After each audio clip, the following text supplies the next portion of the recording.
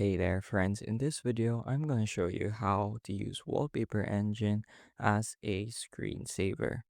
So screensavers were a pretty big thing in the past because they help your monitor rest a little, your old CRTs, your big boxes. They extended the lifespan of those monitors. So nowadays it isn't as popular because always keeping your monitor on can also be a bit detrimental. But if you have a display that's capable of doing so, it's a nice little personal touch you can add to your system. So to get started activating the screensaver function in Wallpaper Engine, let's open the control panel, which I already have here. If you don't have it open, you can do so by double clicking the system tray icon. And now I'm going to mouse over the install tab here.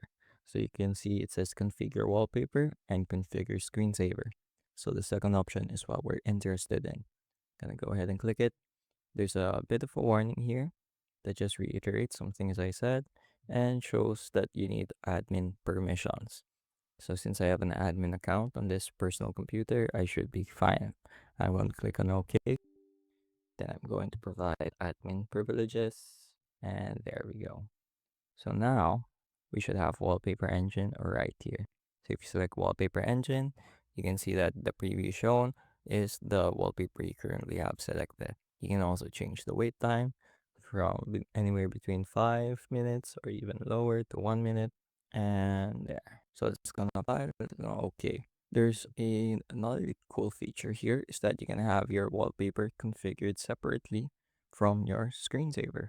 So if you'd like to have a separate screensaver, let's say I want something like this as my screensaver.